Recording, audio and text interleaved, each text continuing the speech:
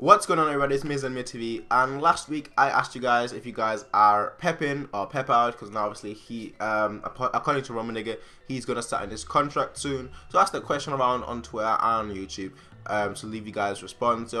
And I'll just give you my thoughts, and then at the end I'll read what some of you guys responded with. Now, for me, I'll be honest here right now, I am Pep in. I always have been, to be fair. But there are three problems that everyone has with Pep, and I'll go through them quickly. I've got like everything written down. The first problem is that we are losing a lot of German identity. I know I see that thrown around all the time, because obviously Kroos left, Toni Kroos, and Schweinsteiger left. So we have a lot of people saying that we're losing identity, and for me that. I don't know. I don't know how to respond to that, because for me, people don't seem to acknowledge the German players that we bring in, such as Kimmich, Rode. You could, to an extent, I don't actually know. You could even to an extent say Kirchhoff, if you count that. Then you could also say Ulreich. Obviously, most of these are not going to be players for the national team, which is the problem that people keep bringing up. Rode, for me, he should be a squad player for the national team. I don't think he should be a starter, but he should be a squad player. Kimmich, he'll be a future player. So it's not like we don't have German players, we have Götze as well, who came because of Pep, essentially. So, yeah, it is what it is. But I think people are always looking at like the big players, as in you look at Schweinsteiger and Kroos. These were already established in the national teams, whereas with Pep we're basically bringing in players for the future for the national teams, and people like to look at the present basically instead of the future, and that's just what I feel with that problem. It's always been a problem that I don't understand, because I just look at the facts and I'm like, well, that's actually not true.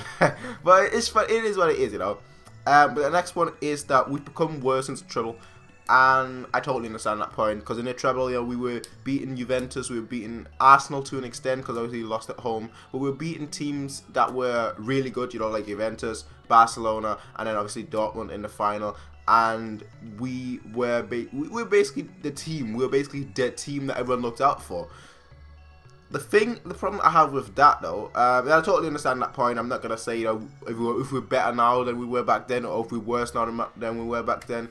Because I think that we've actually sustained that level. I don't think we've gotten better. I don't think we've gotten worse. I think we've sustained that level that we had. The only thing that people, the only thing I could say to people is that teams such as Real Madrid and Barcelona, who got basically beaten in that season, by us and Dortmund, those two teams, they have increased their squad a lot. You look at Real Madrid.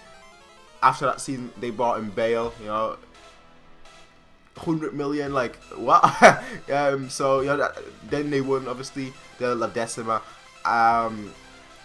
but they've bought a lot. They've bought a lot of players, and they've spent that money for it just to get back to the top.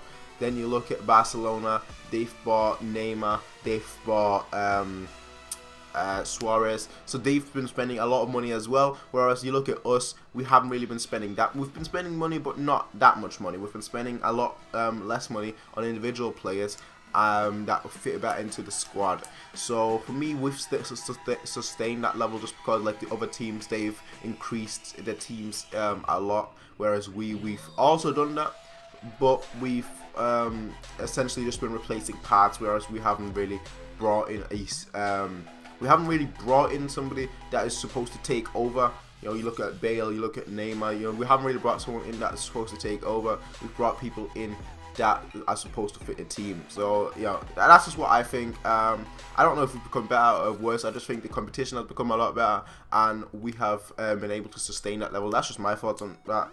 And the last point that people always bring up is that we get beaten, or we got wrecked, we got spanked in the semis, in both semis.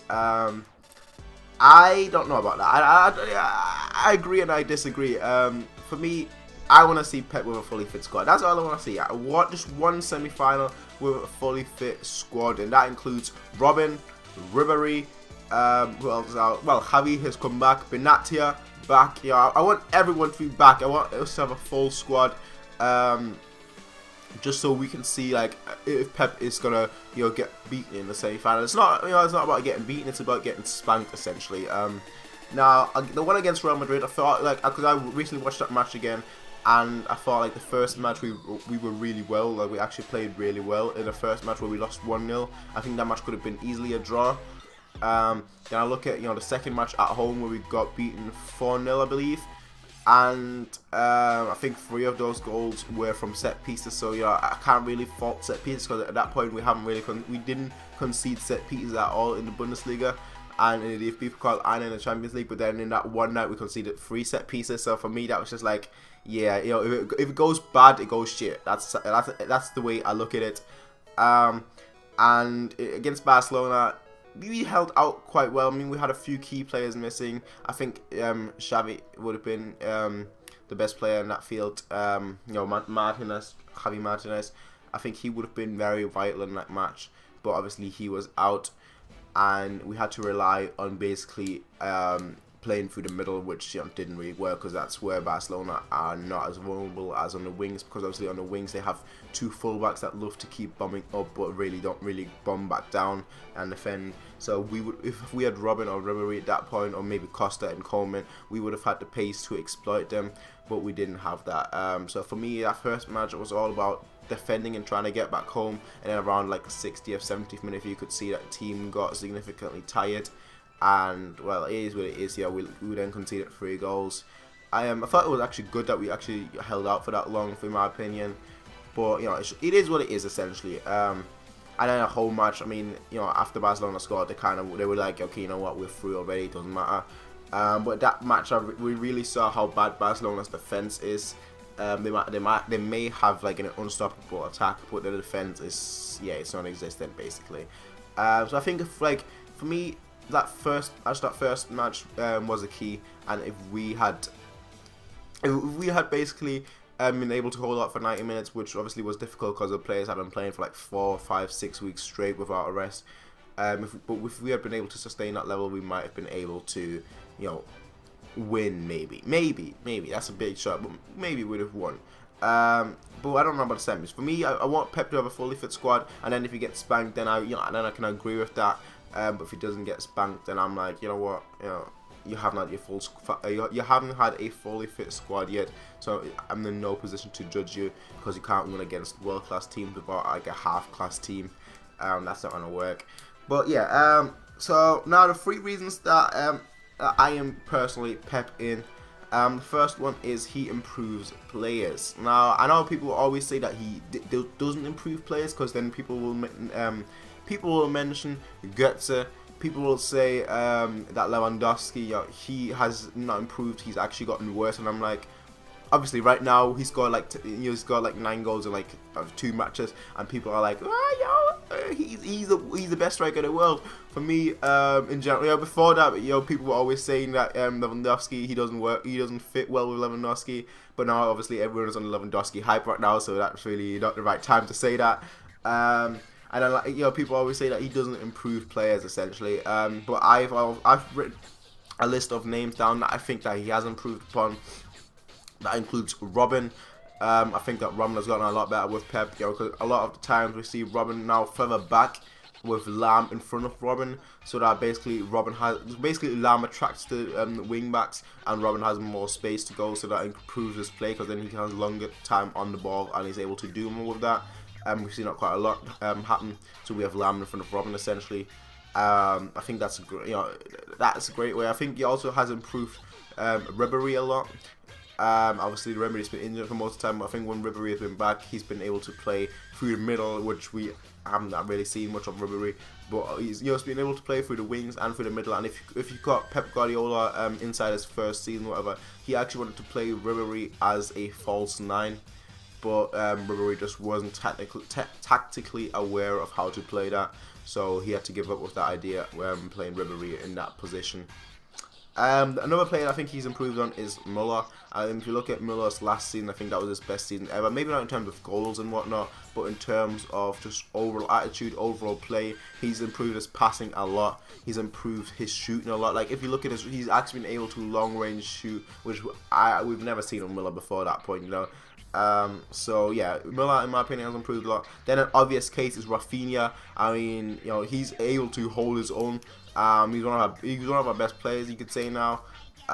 So he's a great player. I think a lot of people still underrate him, but for me, that is Pep's biggest success. Sorry, for me. But then you look at Alaba as well, who's been playing in midfield more, and a centre back more, a left back more, left centre back more. So Alaba, basically, he's now the most versatile player in the whole world. And I think Pep has overall improved his positioning, because the thing about Alaba was that back when he was playing left back, you know, like 2-3 years ago, that he would always go forward, but he would always be a bit slow to get back. And I think that Jupp Heynckes improved him obviously a lot.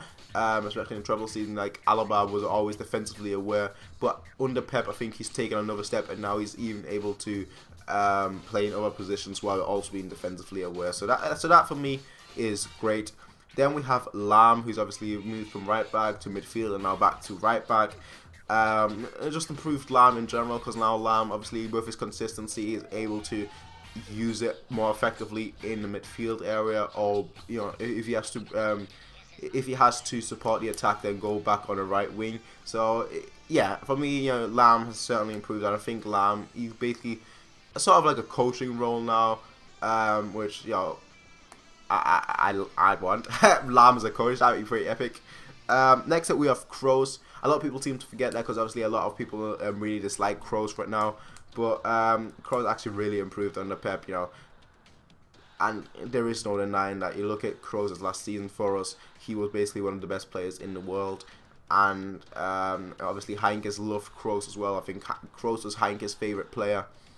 But, you know, he's improved a lot under someone like Pep, that teaches him how to keep the ball, because that's something that Kroos was not good at. He was able to get the ball, pass the ball, but under Pep he's actually learned how to keep the ball a lot more, so actually able to dictate the play. And yeah, that's one of the things that I think that needs to be given a lot of credit for. And the last one for me, one of the most important players, is Boateng. From being somebody that was good but not great, he's now world class. There is no better way to put it. Boateng's crosses are world class. Him in defense is world class. He's our defensive leader basically. That should tell you everything. You know, from being a player that was like a sub player to being one of our players that is now one of our main players. So for me, he needs to be given credit for that. Now, three things, you know, last thing, three things that I think Pep could improve upon, because although I want Pep to stay, there are three things that I think he can improve upon. The first one, oh boy, when we win the Bundesliga, so in the last 2 years when we won the Bundesliga, we have become absolutely rubbish in the league, and I think that's one thing that he needs to improve on, definitely. Because it can't just be that we play 32 games well in the Bundesliga and then like lose the last 4. You know, for me that shouldn't happen. It really shouldn't, in my opinion. I mean, I understand playing worse, but we should still, you know, win it. We should still beat teams. We should still win, and for me that is something that he needs to improve upon if we win the Bundesliga this year. The next one is when we lose badly. Okay, what I mean by that is, when we lose a game, I'll take Wolfsburg for example. So when we got beaten by Wolfsburg, we lose badly. So it's not just a 1-0, it's a 4-1. You know, it's a 5-1, it's a 6-0. You know, it's that kind of thing. Because his system, Pep's system, doesn't really allow for us to go all out for the attack, because we basically need midfielders that are able to defend as well. Because basically in our system, our midfielders are our defenders. So you know, when we try and get a goal, having midfielders that really want to get that goal, not being able to defend because obviously they're really going for the goal, is like the worst thing that could happen to us. So that's why for me, you know, that's one thing that I think he needs to look at. I don't know how, but he needs to improve upon that. We don't, like, if we lose, we don't just collapse. We actually get back into the match. You know, if we lose, let's say we're maybe 3-0 down at one half, that we're able to then get back to it, like maybe win 4-3 or get a draw with a 3-3 or something. But that's just one thing that I think he needs to improve upon. And the last one is that he's an attraction. The media loves him, and I don't know if it's just because of the internet now or whatnot, but the media, it just loves him. So every week you see like Pep needs to coach England, Pep needs to coach this team, Pep is going to become the coach of Qatar, Pep wants to be the coach of Brazil, Pep wants to coach Spain. Like every week it's just a different thing, and for me it's just, it's getting tired. You know, I'm getting tired, and I don't know how Pep feels, because he was obviously feel worse, but it's crazy. It's absolutely crazy. But you know, that's just my thoughts. I'm gonna leave some comments here from people, so that you guys can check out what they think. Alright, so first up we have Tia Monica, who basically says, of course it is best for the club if Pep stays. There's just no one better.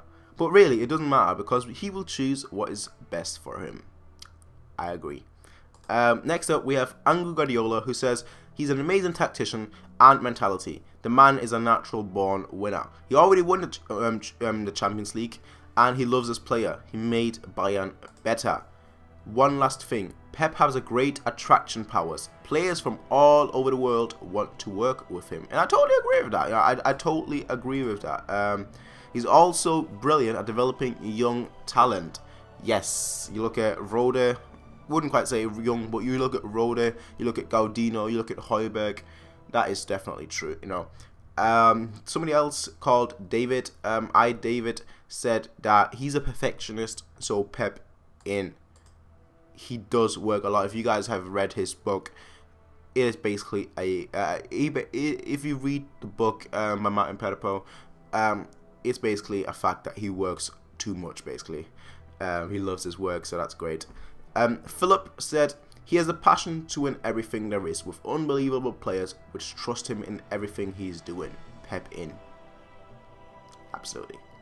I mean, passion is the one thing that he doesn't like. Passion is the one thing he never liked. So yeah, yo, he just trusts his players, and it's just that, you know, the players trust him as well. So that's a perfect combination. And then we have Deki, who says he's got no hair, so he's got no flair. Pep out. Ooh. Yeah, but you don't need hair to have flair. Look at Robert. Robert has no hair, but he's got flair. Yeah. So yeah, that's basically the thoughts that people gave. I agree with most, except that I think you don't need hair to have flair. I think you look at Robert and yeah, he's got pretty much flair. And you look at Summer and yeah, I disagree with that. I totally disagree with that. It's not gonna happen. No. But in general, the overall response was pretty positive. I mean, yeah, a lot of people seem to really like Pep Guardiola, and a lot of people think that he should extend his contract. And you know, what do you guys think? Like, what do you guys think? Should Pep stay? Should he leave? What is your thoughts about this? But tell me in the comment section down below. As always, rate, comment, favorite, and subscribe. Peace out, and have a nice day.